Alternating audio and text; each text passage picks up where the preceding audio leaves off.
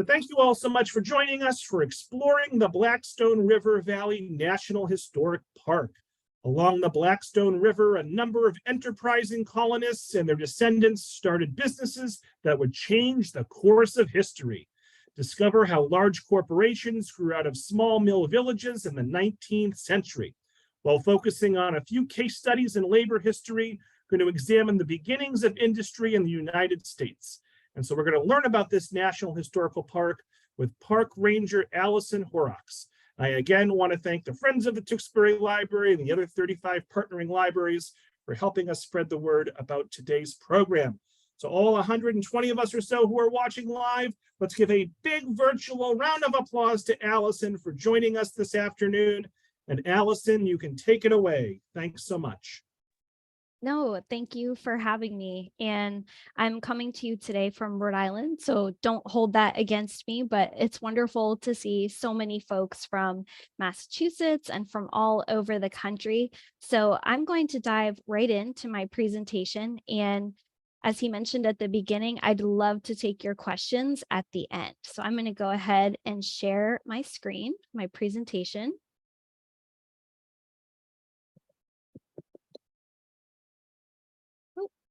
Not quite big enough here. Let's see. Okay. So I'm coming to you today from the Blackstone River Valley National Historical Park, where I am a park ranger. I actually Allison, had. Can I Yes, interrupt? yes, I'm please. sorry. Yes. So can you try making the slide full screen? Is there an ability to do that? Yes, In I'm very rehearsal, glad you told me. Yeah, Yes, of course. Now it doesn't look right. Let's see. So that is not showing like a slideshow. Right. So we're seeing most of the first screen, but I can also see like the ribbon on top. I can see the next 8 slides on the left. Oh, okay. That is not what I see. So my apologies for that.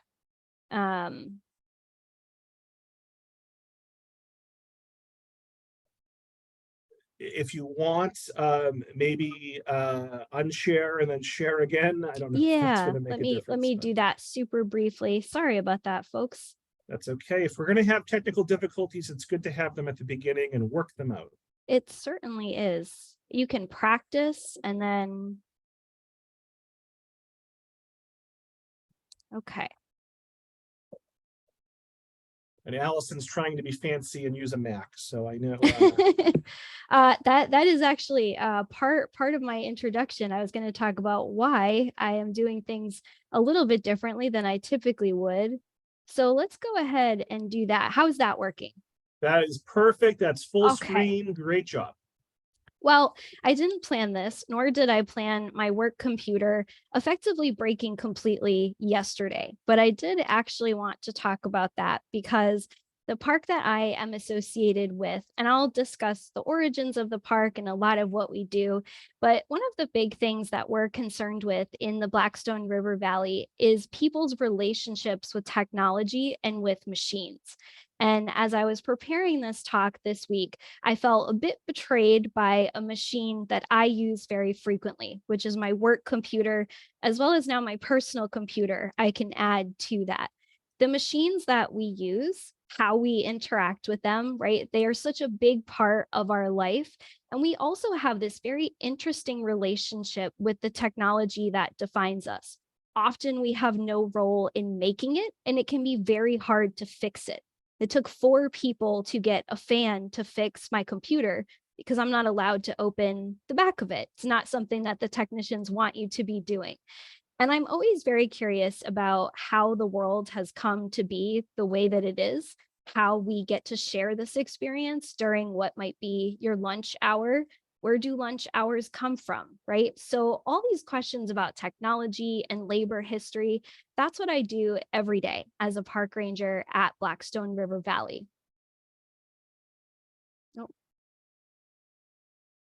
Oh, sorry. This is, I wish I could say I planned that. I absolutely didn't. So I want to give you some background. The Blackstone River is at the core of our story, and this is a view basically out my front yard. So I happen to live right in front of the Blackstone River. And part of what I love about being a park ranger is it gives me tools to better understand the world around me. This is the Blackstone River. Very near to it are remnants of the Blackstone Canal. And I'll be talking today about how this natural waterway and how this human made waterway and infrastructure not only flow through this entire valley, but help us to define and understand this landmass that we call the Blackstone River Valley. Whenever I talk about a place in this area, it comprises 26 communities from Worcester, Massachusetts to Providence, Rhode Island, where I am today. People are always what's very important to us. When we talk about a machine or we talk about a change in technology, we're very curious at this park about how people played a role in making that thing or experiencing that change. So people and human labor are really always at the forefront of what we do. We also work very hard as a community-oriented park to be both part of a community and to be an agent for change in that community. Folks frequently ask me what I do on a daily basis. I took these photos a few weeks apart last year, and this is kind of a good synopsis of what I actually do. I might be giving a tour of a historic mill. I might be awarding a dog a Bark Ranger badge for their agreement to be a good pup visitor to one of our sites. Or I might be working with a group like the Audubon Society to do education about the natural world. So we are a historical park, but we live in nature and we are part of a community. That's also a big piece of what we do as well. To actually define the park in a bit clearer terms, there are 6 places and countless stories. The place where I spend most of my time is at the Old Slater Mill National Historic Landmark, and that is in Pawtucket, Rhode Island. Not far from there are the Blackstone River State Park and the Ashton Mill Village, followed by the Slatersville Mill Village, Whitensville, Massachusetts, and Hopedale, Massachusetts. The green box that you see on the map that I've included here today includes an outline of what actually makes up the Blackstone River Valley National Heritage Corridor. That is a colloquial term, and it's also a term that has real meaning. And the line that runs through it is, of course, the Blackstone River. I'll be taking us to each of these places where there is an arrowhead marked on the map today, starting with Slater Mill and ending with that last 6th site in Hopedale, Massachusetts.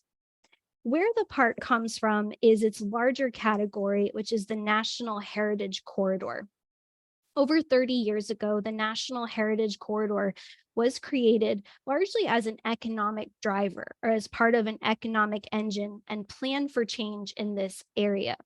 If you have lived around New England, you know that in the 1970s and 1980s, that was a big period of continued deindustrialization. It had started earlier, but it was a real turning point in the wake of the National Historic Preservation Act to figure out, so what are people and communities going to do with these old industrial heritage sites? One of the plans put forward was to create this National Heritage Corridor as a kind of category and a catalyst for change. So the map that I've included on this slide is one that we've used very frequently. It delineates all these different communities that are part of a big partnership created in the 1980s. That heritage corridor was very successful. It still exists, and it is run and managed by a nonprofit entity today with government funding. And it includes all these places between Worcester, Massachusetts, at the headwater of the Blackstone River, all the way down to Providence. We don't work in every single one of these communities every day or every week, but we have a relationship with all of these communities. And the park grew out of a desire to isolate 6 of these very special places and combine them into one national historical park. And that happened in 2014.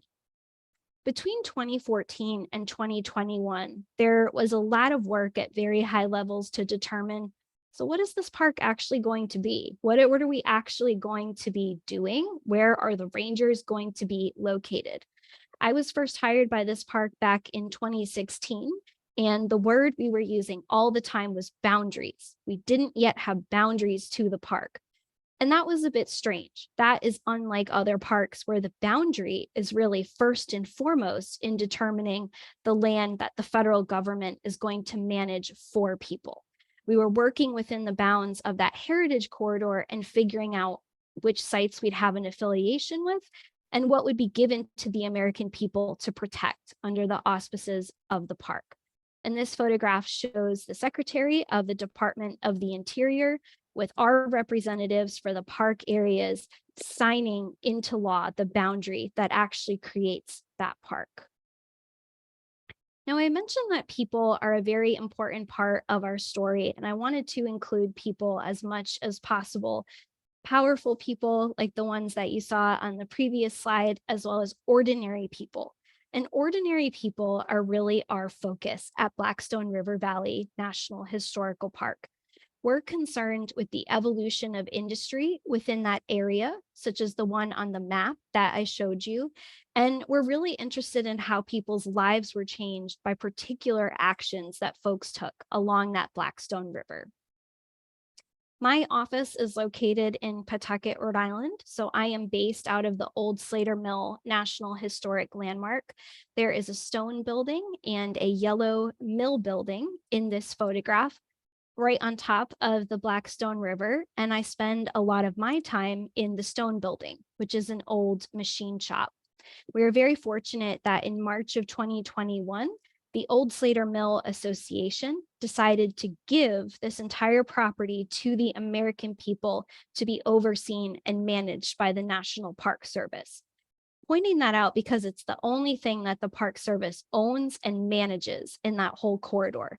So we do work in a whole bunch of places, but this is the only spot where we actually own something. Now, the Blackstone River, as I mentioned, is varied and large and is part of a bigger watershed.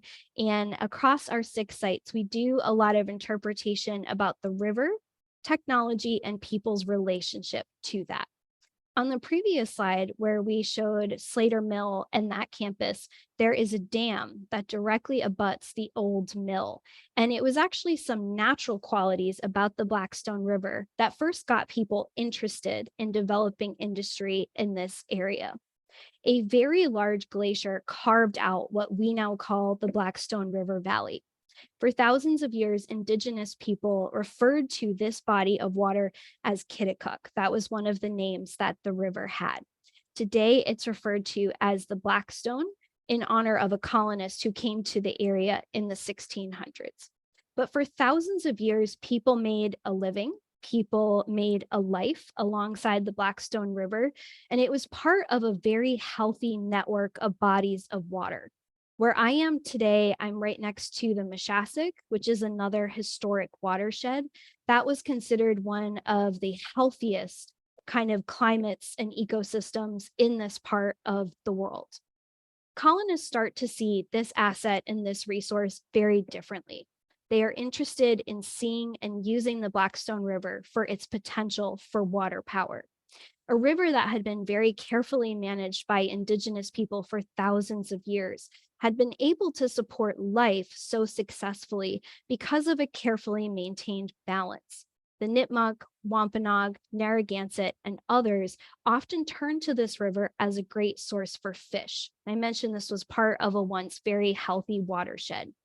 By the time the yellow mill that you see in this photograph here is in operation in the late 1700s, it was considered only the act of a very lazy person to spend part of their day idly fishing by this river.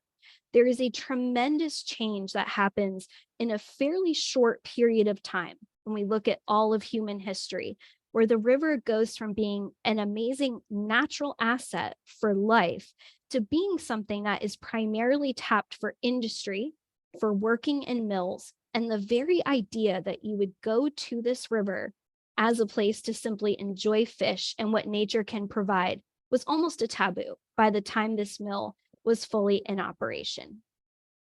And those are some other views of that water.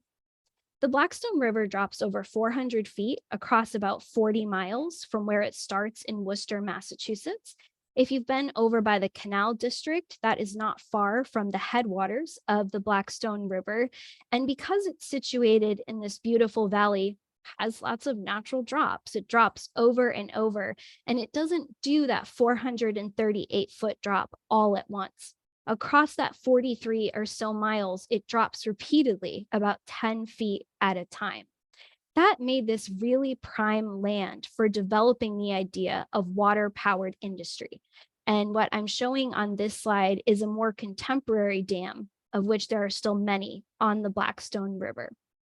The story of industry in the Blackstone really rightfully begins here in Pawtucket, Rhode Island. Pawtucket at one part was part of Massachusetts, but that would take a whole other hour to explain.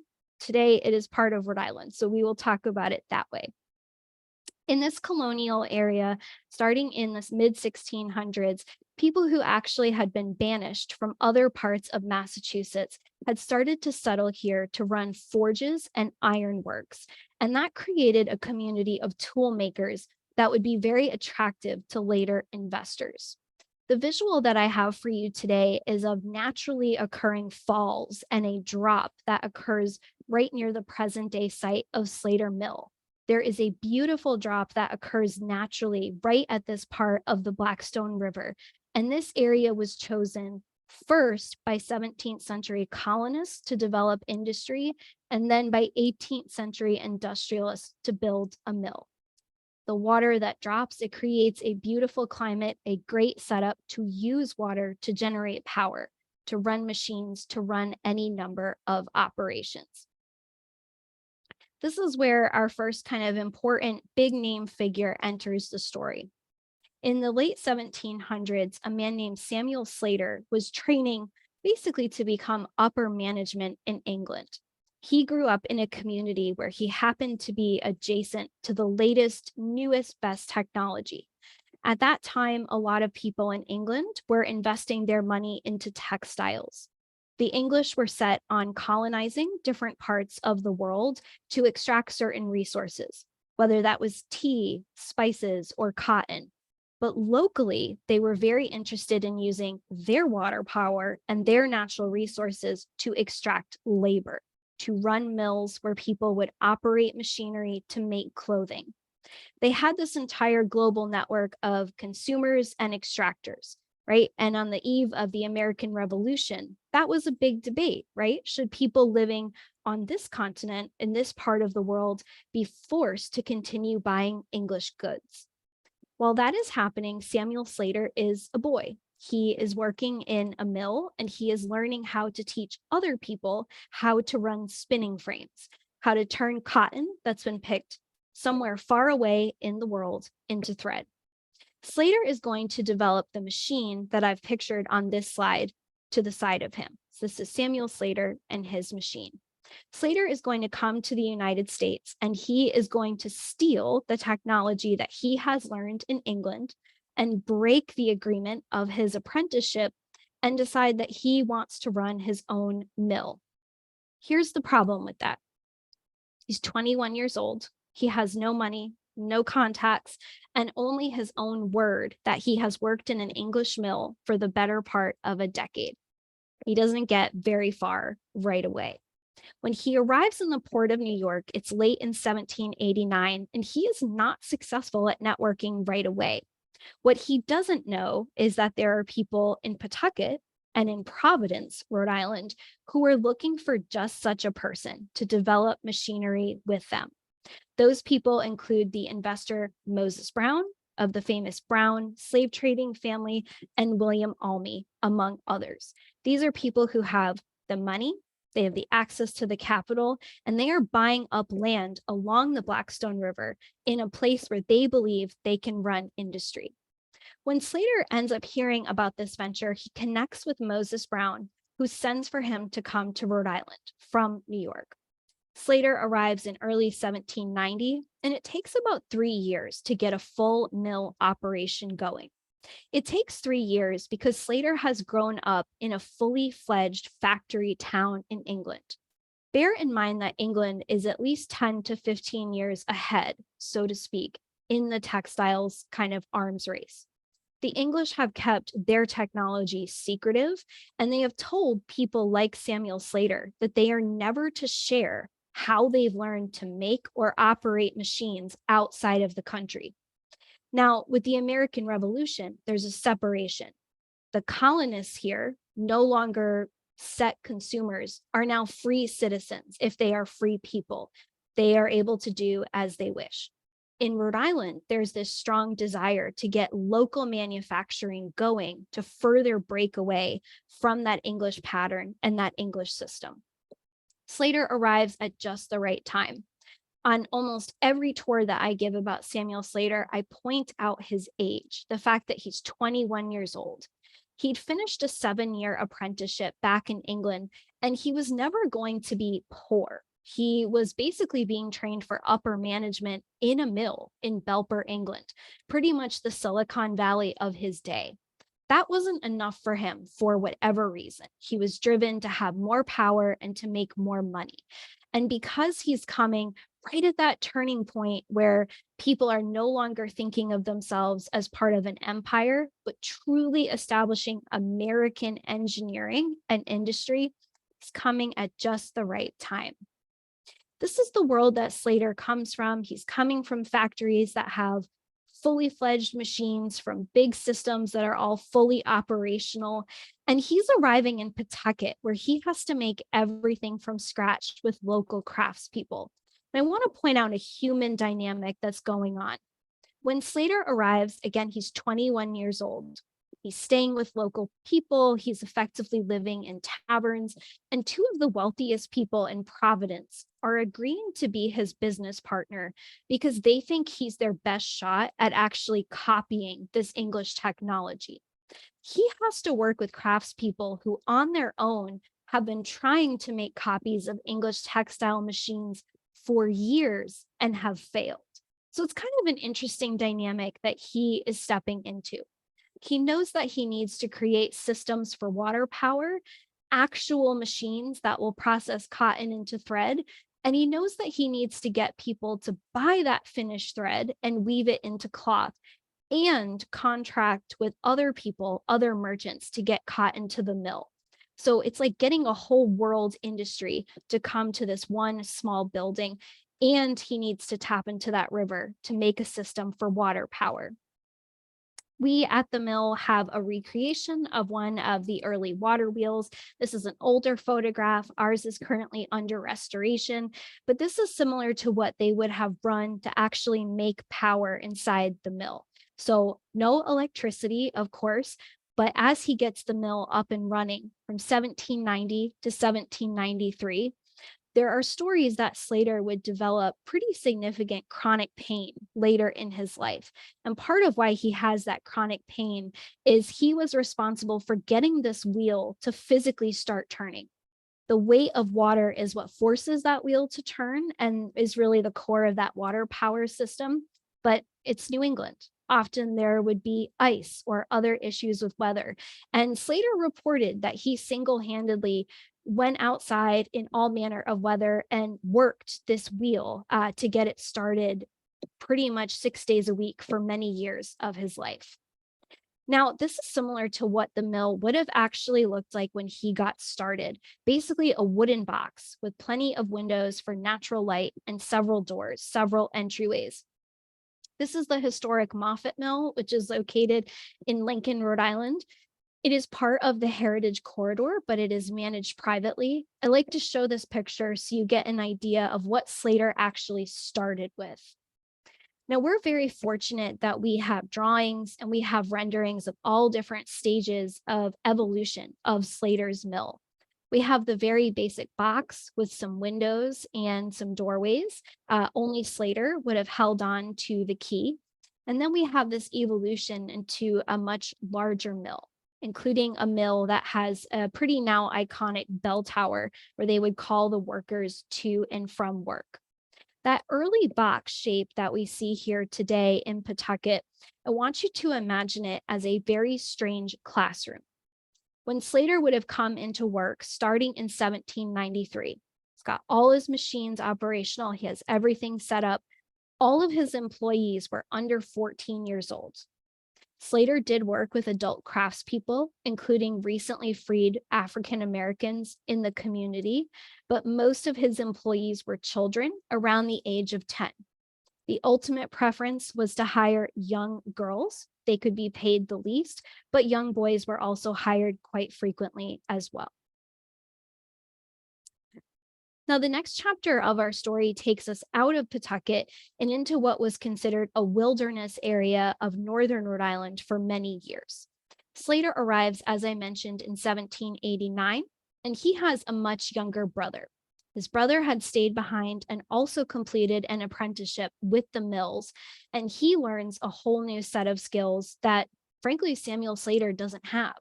John learns really advanced engineering for the time of how to make a system for water power. When Slater built his mill with local craftspeople, they put it right alongside two powerful natural drops in the Blackstone River, and they dammed that river to get further power to channel it through those water wheels to run their whole system. John stays behind. John is the younger sibling. I feel like I understand certain things about him as a much younger sibling myself. John gets the benefit of spending all this extra time learning about different mill systems and seeing even greater English advances. And then he comes to Rhode Island at his brother's request and automatically gets funding. His brother opens all of these doors for him. And John and later his wife, Ruth, will actually run an entire village community around their mills. This etching shows John Slater later in life. He came when he was also quite young, just outside of being a teenager. And to the side of him is the community that he creates. It's a place that we now call Slatersville. The community that springs up around John Slater's mill in northern Rhode Island, in a place called North Smithfield, is not an accident. It is a planned community. When Slater and his investors are looking for a place to land in Pawtucket, they're choosing everything based on the natural assets, the water power that's already there. John has learned advanced engineering and water power technology, so he knows that he just needs a strong body of water and he can make a drop that suits his factory's needs. The community that you see in this photograph, this is from the late 1800s, when Slatersville is a fully fledged mill village, a mill with all surrounding outbuildings that serve the purpose of Slater's Corporation.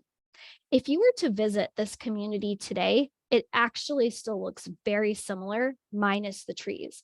A lot of aspects of this mill village have been remarkably preserved, despite the fact that it was created in 1806.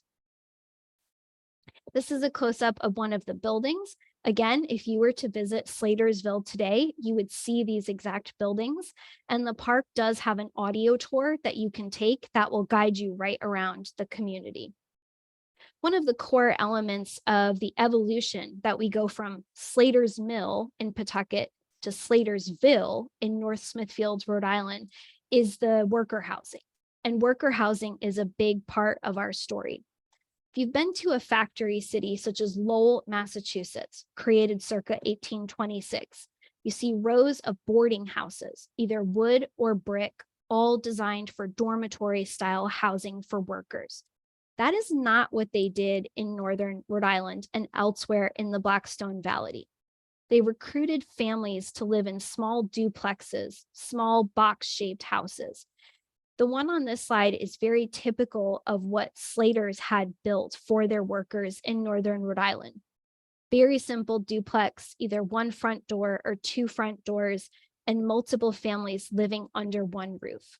John Slater himself and his wife Ruth, they actually lived in one of these worker duplexes. At the core of the community is the church. And just behind the church is actually John Slater's house in Slatersville. The church was extremely important to John and Ruth, not just because they were devout, but because they firmly believed that the church was almost as important as any discipline in the mill. If you lived in a mill village such as Slatersville, your work week, Monday through Saturday, was dictated by the mill owners, by the Slaters. your Sunday was spent worshiping in this church. Now, over time, there's going to be differences, there's going to be more churches added, but the Slaters did something kind of interesting in this part of northern Rhode Island.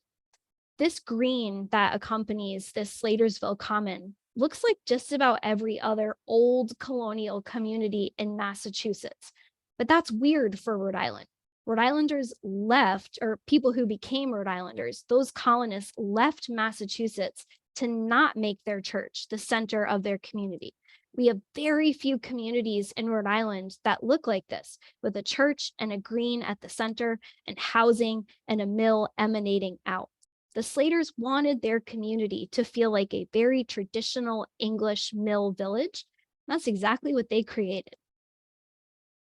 Now, something starts to change in the wake of these successful communities.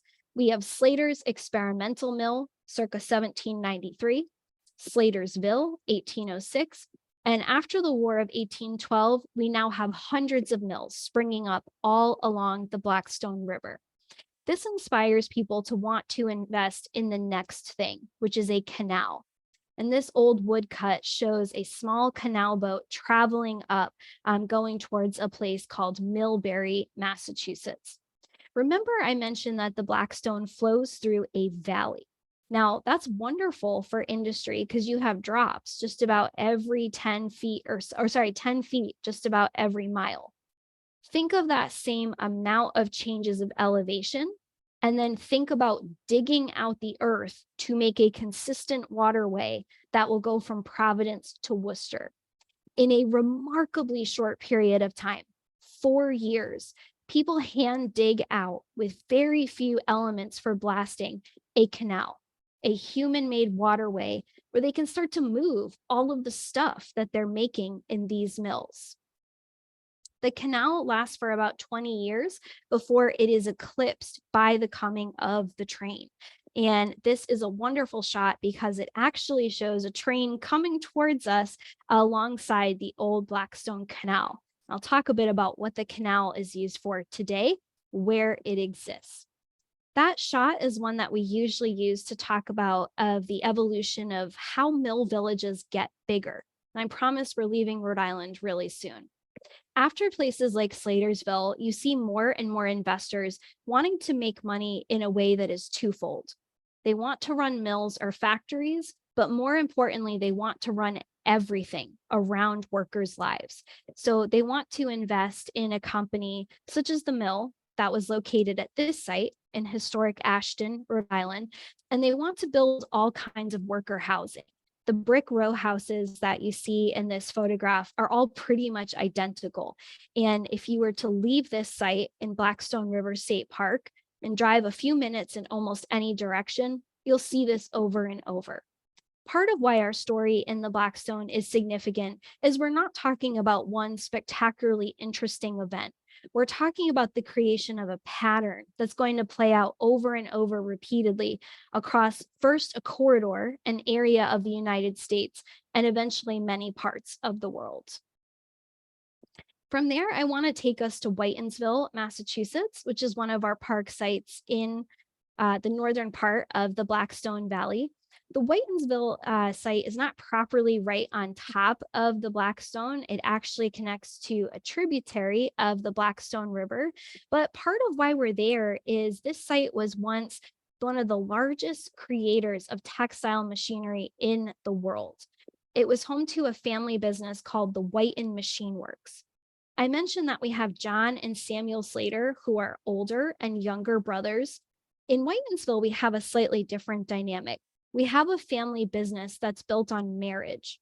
We have a man named James Fletcher, who is a colonial Revolutionary War soldier who marries really well. He marries a woman named Margaret, whose family owned the land that we're seeing in this photograph. Really prime land next to a great drop in the Branch River that he wants to use to run a forge.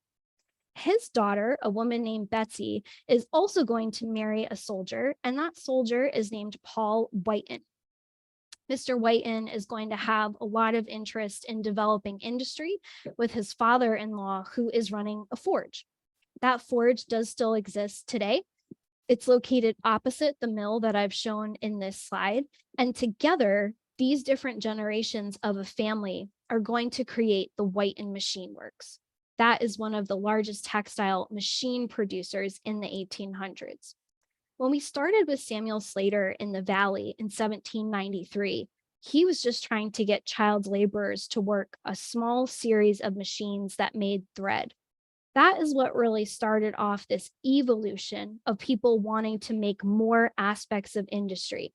So we have this small experiment and then this idea of what if there's an entire community around the mill? And what if the mill owner owns that entire community? This is the next phase. In this community, we have people who not only own the entire community and they own a cotton spinning mill, which is what you're seeing right here.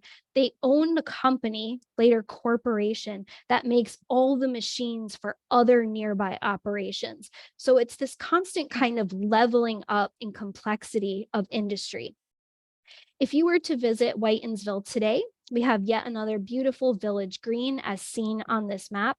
You can see aspects of that old machine shop and the huge Whiten Machine Works even now.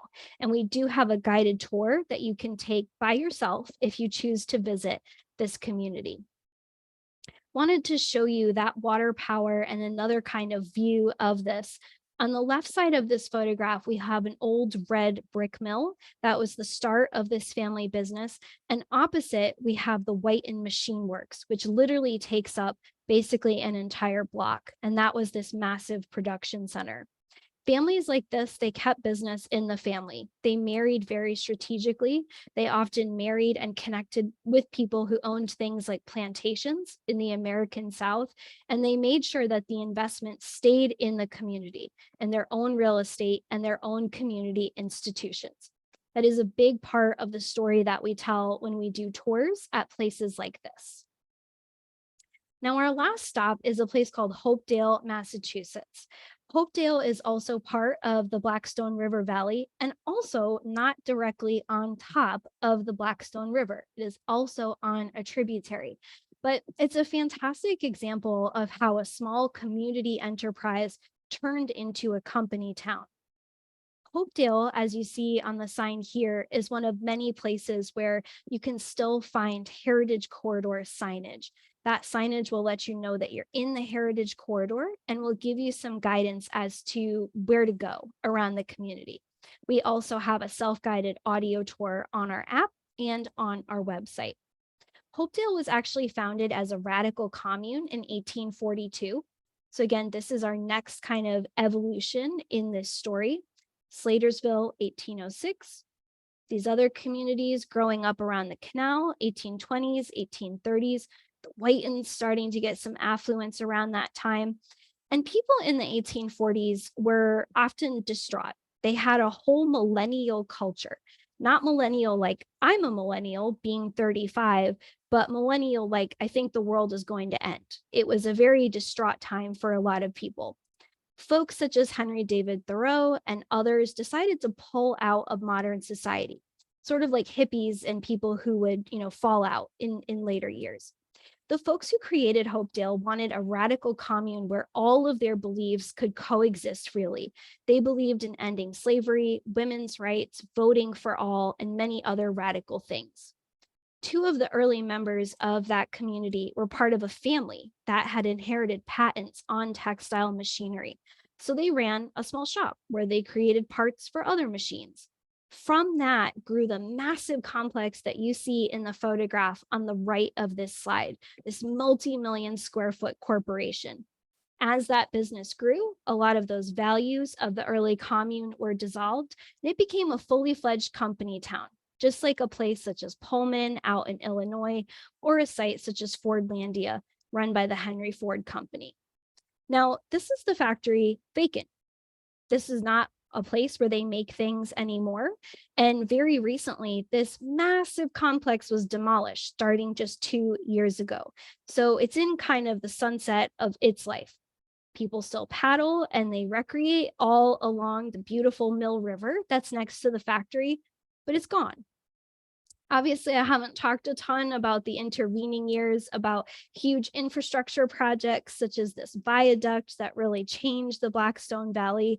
But what happens after the first 100 or so years of industry is a gradual decline, is a decline that leads to the creation of mills being museums and housing, as opposed to mills being mills. Oop, am I frozen? One of the crises that comes out of this is a lot of these company towns and mill villages where people had hyper invested in their communities for decades.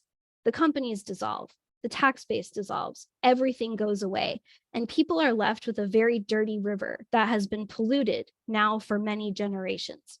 One of, I think, the most remarkable stories about the Blackstone Valley is ordinary people made mills possible. It was the labor of ordinary people that made these places run. And ordinary people who were tired of having a dirty, polluted, post-industrial river physically cleaned it themselves starting in the 1970s. These were people who had worked in industry or lived alongside industry, and they were at the forefront of the environmental movement to undo a lot of these consequences. Today, there are many times of year where you can paddle the Blackstone River and you can actually enjoy it and appreciate it. I like talking about this as a revolution because a full revolution takes us all the way back around. We do have very little industry on the Blackstone today, but we also have people who turn to the river as a source of calm and recreation, just as they would have hundreds and then thousands of years ago. We do our best to honor the stories of working people in lots of ways. We do guided paddle tours, guided bike tours, walking tours, towpath talks, all sorts of things that I'm happy to promote. And we work really hard to incorporate the arts into a lot of what we do. This is a photograph of dancers making an interpretive dance inside of Slater Mill.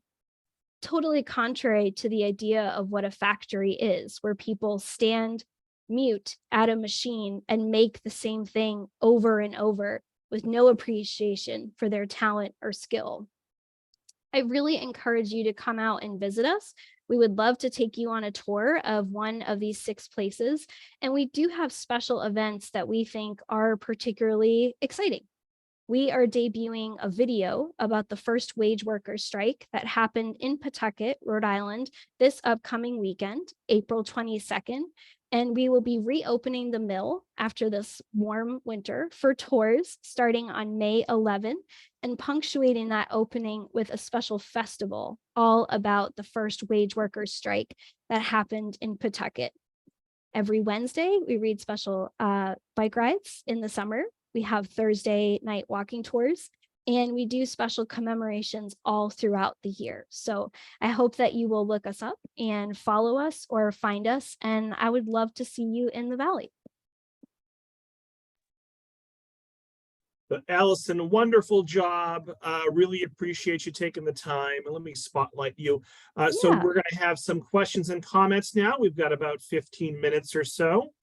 Margaret says, excellent presentation. Sue says, great job. Debbie says, excellent talk. Linda says, I appreciate the depth and focus of this presentation and the invitation to the events coming up this year. Faye says, spectacular job of presenting. Thanks so much. I am grateful to have virtually met the various families whose vision created this rich history.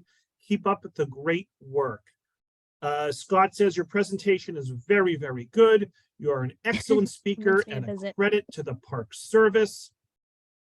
Pamela points out that Maynard has those small mill worker houses as well. Renee pointed out a potential typo, which I will forward along to you. Frances says, what a great program. Kathy says, you convinced me to visit. Amy says, fabulous. Madeline says, I learned a lot. Thank you. An anonymous attendee says they're curious about the emphasis of the mill owners on providing a church for mill workers. Did the mill owners hire and fire the preachers, and did they have any influence on the teachings? The short answer is yes. And so there were communities, even very early mill communities, where people worshiped differently or worshiped as they wished, whenever they wished. But very quickly, people like John Slater saw a huge advantage to controlling how people would worship. And part of this came from his wife, who was, in fact, just an incredibly devout person. But part of what's really striking about the Slaters, particularly, is they're really benefiting from the fact that the American Revolution has occurred and that local people are trying to invest in industry and separate from British manufacturing. But the Slaters are also deeply invested in basically just recreating what they had back in England, creating the same kind of system of churches, schools, housing, worker setups, in machine shops and in mills. We know for a fact that in Slatersville, the way that people were suggested to worship was influenced by the mill owners. And we know that they hired and fired the preachers. That would continue in factory cities such as Lowell. We also know that even, again, in a place like Pullman, Illinois, like a very famous company town, there were often options for how people worshiped, but there was still control from the top. ML asks, is there a bike path along the river from Worcester to Pawtucket? I actually had that on a slide and I deleted it, but our nonprofit partners, the Blackstone River Valley National Heritage Corridor, they absolutely promote the bikeway. It is a 2-state effort, so it does get federal funding, but it's a state project in each state. So major portions are done in each state, but it's not a direct bike path. So if you get on the path in Worcester, Massachusetts, you can get to Providence and continue to the East Bay bike path, but you will be on the road at some points. Pamela says, thank you. This was excellent. Where can we walk along the towpath, and for how far? Is the towpath separate from the bike path? So there are places where they are very close. A lot of the contemporary bike path follows a rail to trail format, right? So a lot of places where there were old railroads or canal paths in the country, there are now bike paths. The Blackstone is no different. There are a lot of places where the bike path is literally what the towpath for the canal used to be. And there are places where they diverge or are next to each other. I recommend Blackstone River State Park. That's a fantastic place to land, take one of our audio tours or one of our guided tours, and we will be walking the towpath every Saturday this summer and doing a guided talk at 1 p.m. So we would love to see folks for that. I also just recommend, there's great Blackstone Canal history on our website. And once you know where to look for it, you won't miss it. So it's still there, except for where it's buried. Renee asks, was there a relationship between Waltham and any of the communities in the Blackstone Valley? That's a great question. So we answer questions about Lowell and Waltham pretty much every day, as well as Patterson. And I was a park ranger at Lowell for about 4 years. So I feel okay answering that question. They're different investors, and so they end up being very similar, but these early investments are primarily from Providence merchants. It's Providence merchants working with duplicitous English people like the Slaters who get this going, and it's Providence wealth. And to just be, straight with that, that's wealth from the slave trade. Rhode Island had some of the wealthiest communities in the world because of the slave trade, and that's really the genesis of that funding. What you're seeing in Waltham and then later in Lowell, Lawrence, Amoskeag, all those communities, not terribly different, but you're seeing a slightly later timeline. You're seeing Boston-based merchants like Beacon Hill types who are investing in the second wave of industry. If you were to look at the early waves of the tech boom in the United States, you had people who were in very experimental setups. And then you had a big group of investors really come in later, very serious money. Think of this as the experimental phase with considerable money from world trade. And then think of that second phase like Waltham as being Boston and Charles River area investors. Waltham is successful. Waltham, the enterprise that grew up there worked fine. They knew they couldn't scale up. So the reason why you have the evolution of these communities is people are interested in scale. Slater Mill functioned just fine right next to the Blackstone River, but you couldn't build mill after mill right on top of that site. You needed a system of water power, which Boston merchants learn from that mistake and invest differently. They invest in water power systems together, which is where you get the evolution from a Waltham to a Lowell and beyond. Lindsay asks, can you describe the process to becoming a National Historical Park back in 2014? It's a great question. So it was a very long process, and starting with the creation of the National Heritage Corridor in the 1980s, that was an extremely successful venture and still is, but heritage corridors don't have the same promised longevity as a national historical park or a national park. And many community investors thought it was, or local people thought it was important to have that security and longevity. You can have a sunset date on a national heritage corridor. National parks have a different kind of promise from the federal government. So there was a lot of local energy, a lot of support, and portions of the heritage corridor morphed into the park. So it wasn't like one replaced the other. It was kind of a gradual change that took place. That was established formally in December of 2014.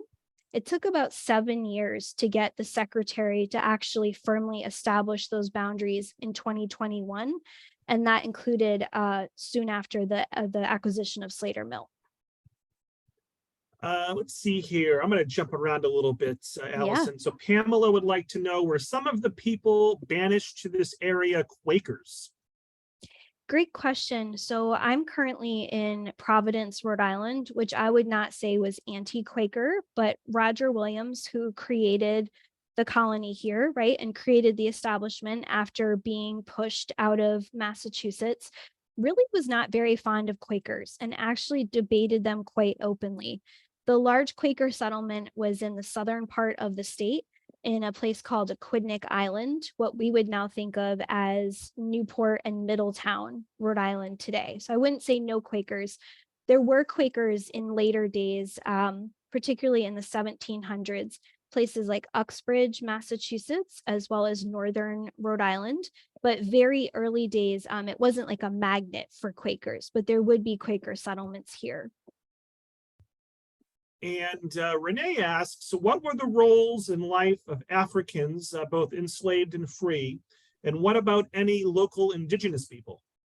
Yeah, it's a wonderful question. So to the first part of your question, something we highlight far more now at places like Slater Mill is that recently liberated Black African Americans who were living in the Providence County area, many of whom were connected to mill investors, did work on making the early mills. They did physical construction work, made baskets, manually turned machines, and did all kinds of labor. Once the mills were open in earnest, the preference was to hire local non-Black children. So almost never worked in them again. We have very few numbers. We're embarking on about a 2-year research project to talk more about that. But part of what happened when these mills were first opening is gradual emancipation had just passed in the state of Rhode Island.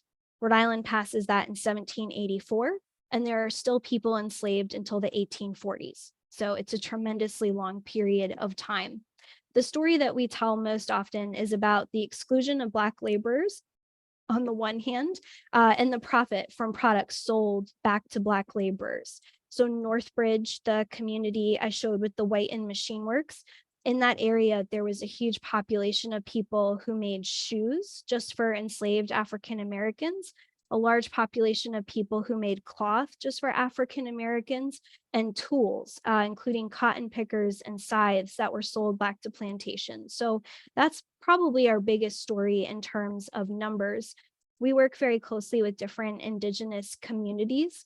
On May 21, we are hosting an intertribal gathering at Slater Mill, and that will be a gathering of the Wampanoag, Narragansett, and Nipmuc. So we welcome you to come to that.